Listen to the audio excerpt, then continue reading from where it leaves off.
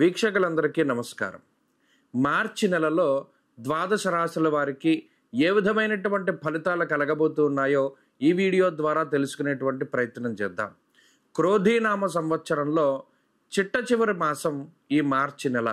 ఈ పాల్గొన మాసంలో గ్రహ సంపత్తిని గనక మనం పరిశీలనం చేస్తే గురుడు వృషభ రాశి యందు సంచారం చేస్తూ ఉన్నారు.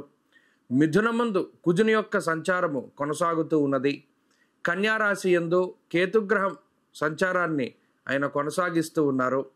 అలాగే ఈ నెల మార్చి 15వ తారీఖు వరకు కూడా కుంభరాశి యందు రవి శనేశ్వరుడితో కలిపి సంచారం చేస్తూ 15వ తారీఖు నాడు మీనరాశిలోకి రవి యొక్క ప్రవేశం అనేటువంటిది జరగబోతూ ఉన్నది.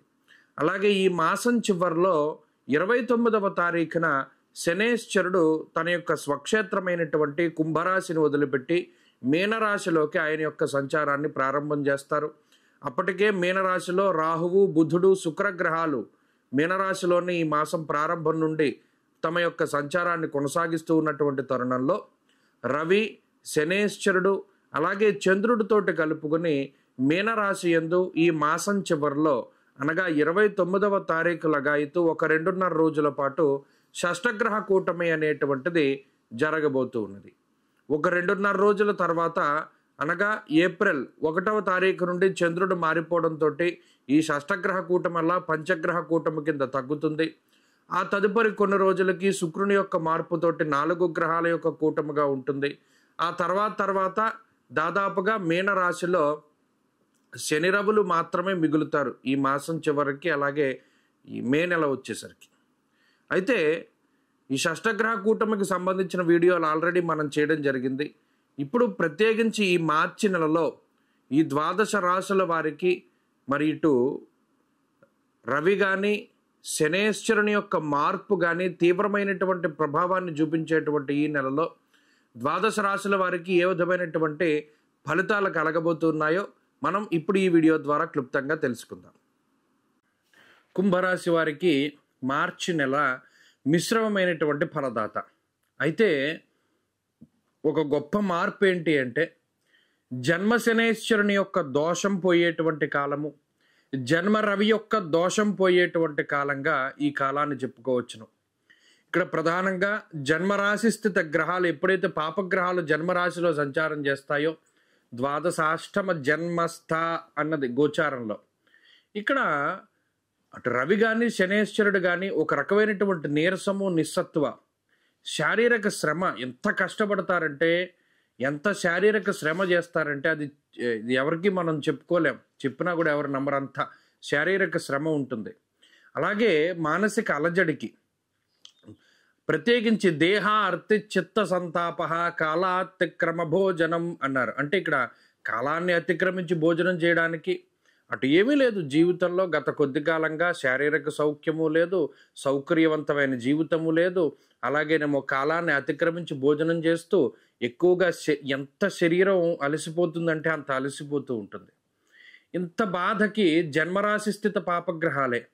ఇందులో శనేశ్వరుడు కొంత ఏం చేస్తారు, వ్యసనాల జోలికి, జోదము, స్పెక్యులేషన్ ఇటువంటి వాటి జోలికి తీసుకుపోయి ఈజీగా డబ్బు సంపాదించాలనేటువంటి కోరికతోటి ఉన్న డబ్బు కాస్త పోయేటువంటి విధంగా ఆయన ప్రేరేపిస్తూ ఉంటారు. మరి ఇంత కష్టపడి సంపాదించిన డబ్బు తీరా తీసుకెళ్ళి ఎక్కడో పెడితే అది స్ట్రక్ అయిపోవడమో లేదా ఆ డబ్బును కోల్పోవడమో ఇత్యాది విషయాలు కొంత ఇవన్నీ బాధిస్తూ ఉంటాయి కుంభరాశి వారిని. మరి ఇప్పుడు ఈ నెలలో అటు రవి దోషము, శని దోషము రెండు ఒకేసారి పోతూ ఉన్నాయి. 15వ తారీఖుతో రవి మారిపోతారు, మాసాంతంలో శని మారిపోతారు. 2వ స్థానంలో ఇప్పటికే 3 గ్రహాలు యోగిస్తూ ఉన్నాయి, రాహువు, బుధుడు, శుక్రుడు. ఈ నెలలో కూడా ఇదే గ్రహ సంపత్తి యోగిస్తూ ఉన్నది. 2వ స్థానం ముందు 5 లేదా 6 గ్రహాలు కూడి ఉన్నప్పటికీ ఈ రాశి వారికి వచ్చిన ప్రమాదం ఏమీ లేదు. రాహువు కానీ, బుధుడు కానీ, శుక్రుడు కానీ యోగిస్తూ ఉంటారు. ఏలినాటి శని పూర్తి స్థాయిలో అయిపోదు, అయినప్పటికీ కూడా 2 విడతలు అంటే దాదాపుగా 12, 1 స్థానాలను అనుభవించేశారు. కాబట్టి చాలా వరకు శనేశ్వరుడు తన యొక్క ప్రతికూలతలను తగ్గించుకుంటారు. ఈ నెలలో ప్రత్యేకించి మాట పట్టింపులు రాకుండా జాగ్రత్తలు తీసుకోవాలి. రవి జన్మరాశి దోషం అయినప్పటికీ 2వ స్థానంలో దోషభూయిష్టమైనటువంటి స్థితి కాకపోయినప్పటికీ ఆయన ఏ విధంగా ప్రేరేపిస్తారు అంటే నిష్ఫలం కృషి వాణిజ్యం విత్తరాశిగతేరవవు అన్నారు. అంటే దుస్సాంగత్యానికి ఏ పని చేసినప్పటికీ దానిలో శూన్యమైనటువంటి ఫలితాలను తీసుకొచ్చేలాగా, అంటే అంత కష్టపడి మనం ప్రయాణం చేసి ఎక్కడికో వెళ్తాం ఓ పని చేద్దామని, తీరా అక్కడికి వెళ్ళిన తర్వాత దీనికి సంబంధించిన వస్తువులు ఏవో మర్చిపోయి రావడమో, లేదా ఎవరి కోసం అయితే వెళ్ళామో వారు లేకపోవడమో, ఇలా మళ్ళీ అంత ప్రయాణం వృధా అయిపోతూ ఉంటుంది. సమయం పోతుంది, టైం పోతుంది, ఎనర్జీ పోతుంది, ఇవన్నీ పోతూ ఉంటాయి. ఇలా నిష్ఫలం కృషి వాణిజ్య, ఎంత కష్టపడ్డా శూన్య ఫలితాన్ని ఇవ్వడానికి ఎక్కువ రవి చూస్తూ ఉంటారు. ఈ యొక్క విషయం పైన, మాట పట్టింపుల విషయం పైన కొంత జాగ్రత్తగా ఉండాలి. ప్రత్యేకించి ఈ గ్రహస్థితి ఆర్థిక ఇబ్బందులను కలగజేయదు, అనారోగ్య సమస్యలను కలగజేయదు, అలాగే ఎక్కడా కూడా ఇబ్బందులను కలగజేయదు. అది ఉద్యోగ వ్యాపారాల్లో కూడా ఏ విధమైన సమస్యల్ని తీసుకురాదు. కానీ ఈ రెండు విషయాల పట్ల ఈ నెలలో కొంత జాగ్రత్తగా ఉండండి, మంచి ఫలితాలు సంప్రాప్తమవుతాయి. ప్రత్యేకించి ఈ శనేశ్వర రవి దోషాలు పోయినందువల్లనే శరీర ఆరోగ్యం మెరుగుపడుతూ ఉంటుంది. కొంత గత మాసాలతో పోల్చుకుంటే కొంత వెసులుబాటు ఉంటుంది, కొంత ప్రశాంతత లభిస్తూ ఉంటుంది.